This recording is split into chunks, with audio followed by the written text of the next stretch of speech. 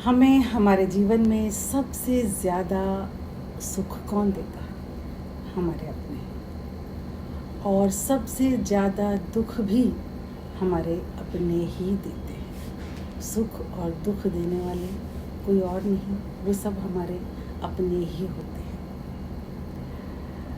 अगर आपको ईश्वर हर चीज़ दे, धन दौलत सुंदरता सब कुछ, किसी चीज़ की कमी न छोड़े, और सिर्फ आपको कोई अपना प्यार करने वाला ना दे, तो आपके लिए ये सारी चीज़ें बेकार हो जाती हैं। जी हाँ दोस्तों,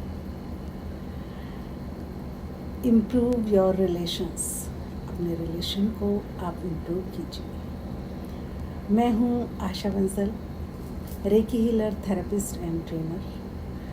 आज हम बात करेंगे रिलेशनशिप के ऊपर कि हम किस तरीके से अपने रिलेशंस को ज़्यादा से ज़्यादा अच्छा बनाएं।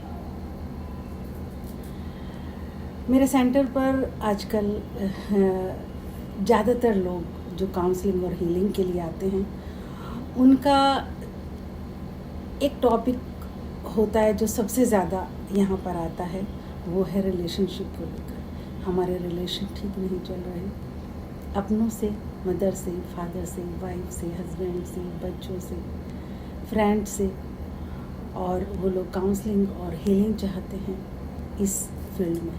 लेकिन हमें ज़रूरत शायद ना पड़े अगर हम थोड़े से टिप्स पर अमल करें कि हमारे रिलेशन किस तरीके से इम्प्रूव हो सकते हैं। मेरी एक फ्रेंड थी,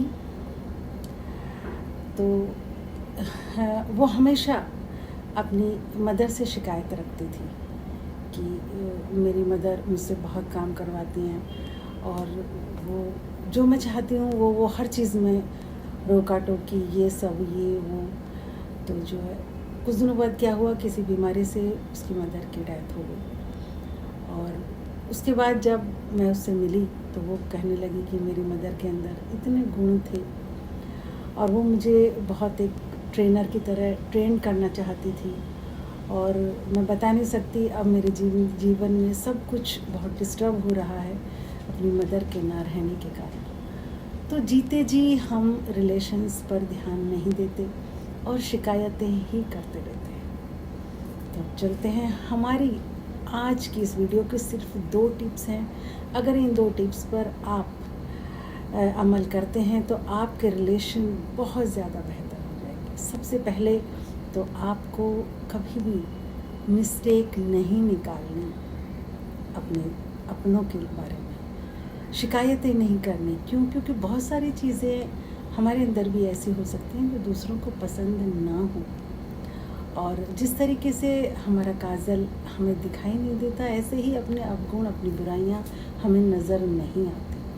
तो हम अगर किसी से कोई शिकायत है तो आप प्यार से कहें, शिकायत या ताने के रूप में उस चीज़ को नहीं कहें। ये चीज़ आपके रिलेशन को ख़त्म कर देगी। तो सबसे पहली बात कि आप मिस्टेक ना निकालें और शिकायत ना रखें। दूसरी चीज़, आप जितने टाइम के लिए भी अपने पार्टनर हो, अपने बच्चे हों या और भी कोई रिलेशन हो, जितने टाइम के लिए भी आप मिल रहे हैं, उस पूरे टाइम में आप उनके लिए प्रेजेंट नहीं, अवेलेबल रहें।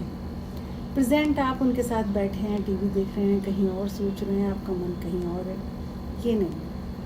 आप अवेलेबल रहें और चाहे 5 मिनट के लिए मिलें उनके साथ, 5 मिनट के लिए टाइम बिताएं, लेकिन ये सोचकर कि मैं अच्छे से अच्छा इसके लिए बेटर और क्या कर सकती हूँ, और देखती हूँ इसके जीवन में तो कोई प्रॉब्लम नहीं है जो हमारे रिलेशंस इतने बिगड़ रहे हैं।